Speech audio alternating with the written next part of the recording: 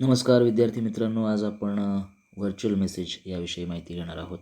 आणि व्हर्च्युअल मेसेजविषयी बोलण्यापूर्वी आपल्याला एक थोडासा फरक असा लक्षात घ्यायचा आहे की व्हर्च्युअल हा जो शब्द आहे त्या व्हर्च्युअल शब्दाबद्दल मला थोडंसं तुम्हाला सांगायचं आहे. व्हर्च्युअल याचा अर्थ मराठीमध्ये जर तुम्ही हा शब्द वाचलात किंवा मराठीमध्ये त्याचा अर्थ जर पाहिलात तर त्याचा अर्थ आभासी असा त्याचा अर्थ होतो. म्हणजे जे प्रत्यक्षात नाही पण व्हर्च्युअली आपल्याला आभासी पद्धतीने आपल्याला बघायला मिळतं.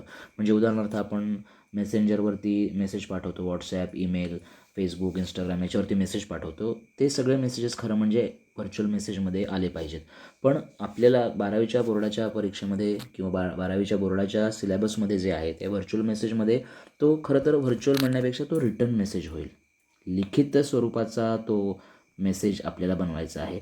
आणि इथे काय अपेक्षित आहे, जर तुम्ही तो जो आपल्याला धडा आहे किंवा जो घटक आहे, युनिट आहे, त्याच्यामध्ये नीट वाचला तर टाईप्स ऑफ मेसेजेस आपल्याला दिले आहेत. तिथे रिटर्न मेसेज हाही टाईप आहे. तर इथे जे अपेक्षित आहे व्हर्च्युअल मेसेज म्हणून तुम्ही जे सोडवणार आहात त्याच्यामध्ये रिटर्न मेसेजच अपेक्षित आहे. जिथे तुम्हाला काय करायचं आहे की मेसेज कन्व्हे करायचा आहे. म्हणजे तुम्ही बी आहात, ए ही व्यक्ती सी या व्यक्तीशी बोलू इच्छिते पण ती उपलब्ध नसल्यामुळे तिचा संपर्क बीशी होतो. तुम्ही बी आहात आणि बीकडनं मेसेज सीला ट्रान्सफर होणार आहे. फक्त बी तो मेसेज प्रत्यक्षात न देता लिहून देणार आहे लिखित स्वरूपामध्ये. त्यामुळे त्याला रिटर्न मेसेज असं मी म्हणतो आहे. सो हा साधारणपणे व्हर्च्युअल मेसेजचा फॉर्मॅट असायला पाहिजे.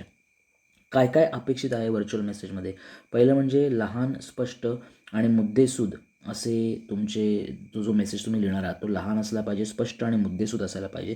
त्याच्यामध्ये काय सांगितलेलं आहे किंवा काय सांगण्याचा प्रयत्न केलेला आहे हे साधारणपणे न त्याच्यामध्ये कोणत्याही प्रकारचं आपण ॲडिशन करता कामा नये किंवा कोणत्याही प्रकारचं मिसकम्युनिकेशन त्याच्यामध्ये होता कामा नये.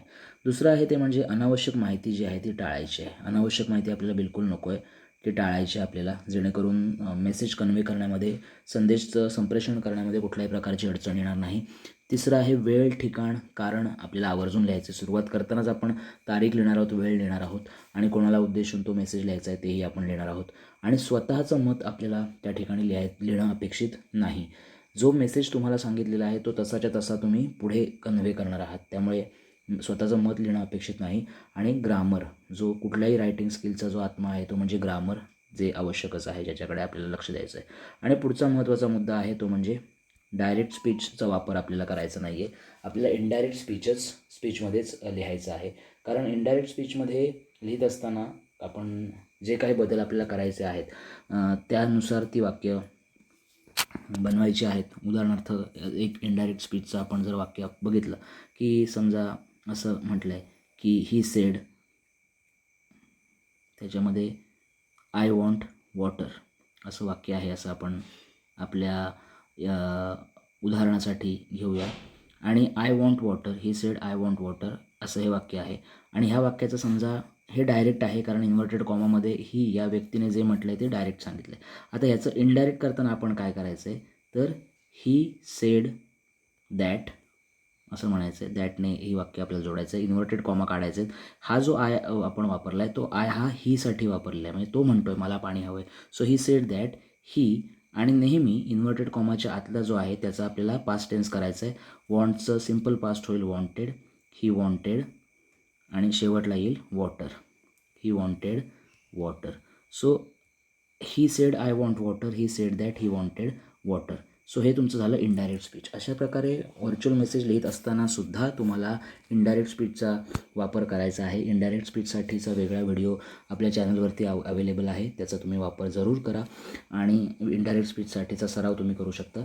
पण या व्हिडिओमधून लक्षात आपल्याला हीच गोष्ट ठेवायची की व्हर्च्युअल मेसेज याचा अर्थ कुठल्याही प्रकारचा टेक्स्ट मेसेज म्हणा, म्हणजे ज्याला आपण म्हणतो सोशल मीडिया थ्रू पाठवलेला मेसेज, ईमेल असेल, व्हॉट्सॲप मेसेज असेल, इंस्टाग्राम, फेसबुक मेसेंजर असेल, ते मेसेज नसून तुम्हाला मिळालेला निरोप हा पुढे पाठवत आहात आणि त्याला व्हर्च्युअल मेसेज असं नाव या ठिकाणी आपल्याला दिलेलं आहे. आणि म्हणून त्याला आपण रिटर्न मेसेज असं म्हणू शकतो. तुम्हाला असं सांगितलं जाईल की एखादा कॉल तुम्हाला आला आहे, तुमचे पालक, आई किंवा वडील घरी नाही आहेत आणि त्यांच्यासाठी त्यांच्या ऑफिसमधनं कॉल आला आहे आणि काही एक निरोप तुम्ही दिलेला आहे तुमच्याजवळ आणि तो निरोप तुम्हाला तुमच्या आईला किंवा वडिलांना द्यायचा आहे. पण ते परत येईपर्यंत तुम्ही घरी नसणार आहात आणि मग अशावेळी तुम्हाला मिळालेला जो निरोप आहे तो रिटर्न फॉर्मॅटमध्ये तुम्ही लिहून ठेवणार आहात आणि तुम्ही निघून जाणार आहात. तर त्याला व्हर्च्युअल मेसेज असं म्हटलेलं आहे. प्रश्न छोटा असतो. 4 मार्कांसाठी हा प्रश्न आहे, याचं उत्तर तुम्ही एक शॉर्ट 3-4 ओळीमध्ये लिहू शकता आणि 4 पैकी किमान 2 ते 3 मार्क मिळण्याला काहीच अडचण नाही, जर तुमचं डायरेक्ट, इनडायरेक्ट स्पीचचा जर अभ्यास व्यवस्थित झाला असेल तर. अशी खात्री आहे की व्हर्च्युअल मेसेजसाठी ज्या टिप्स इम्पॉर्टंट आहेत, या व्हिडिओमधून तुम्हाला कळल्या असतील आणि हा व्हिडिओ जर तुम्हाला आवडला असेल तर लाईक करा, शेअर करा आणि मुख्य म्हणजे 12वीच्या परीक्षेला यावर्षी बसणारे जे विद्यार्थी आहेत, आपली 12वीची परीक्षा 10 फेब्रुवारी 2024 रोजी आपला पेपर आहे. तर दिवस फार कमी राहिलेले आहेत, त्यामुळे आपल्या मित्रपरिवारासोबत, आपल्या ग्रुपसोबत हा व्हिडिओ नक्की शेअर करा आणि व्हिडिओला लाईक आणि चॅनलला सबस्क्राईब करायला विसरू नका. धन्यवाद.